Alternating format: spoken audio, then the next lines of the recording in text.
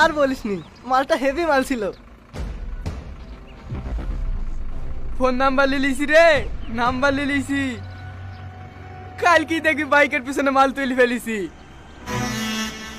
আরে আজিজ, হেভি জায়গা পেয়ে গেছি রে। বস বস। তুই বসবি নাকি? হাই আয়, জায়গা হয়ে যাবে। না না ঠিক আছে, তুই বস। আমিও দেখি এক একটা সিট খালি হয় কি।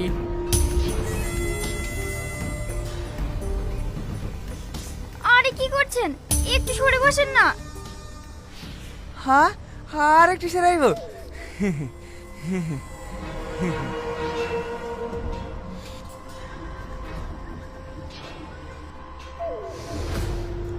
কি শ্যাম্পু করিস, এত সেন করছে?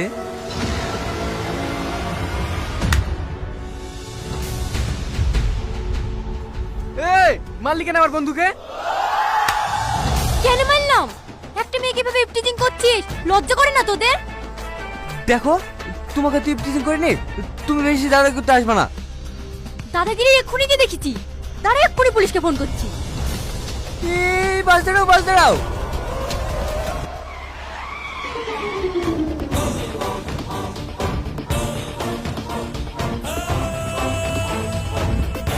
এই, তুই ওদেরকে চিনিস?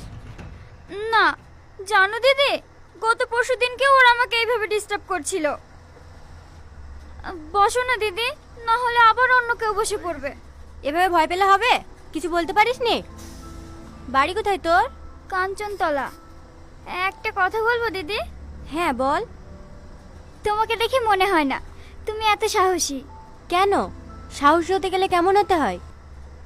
তুমি যে সুন্দর দেখতে, কি মিষ্টি চেহারা, তোমাকে দেখে কারোর মনেই হবে না তুমি এইভাবে প্রতিবাদ করতে পারো। শুধু আমি না, তোকেও প্রতিবাদী হতে হবে, না হলে এই যুগে রাস্তাঘাটে চলতে পারবি নি। নাম কি তোর? মাহি। তুমি না খুব সাহসী, অনেক সুন্দর করে কথা বলো।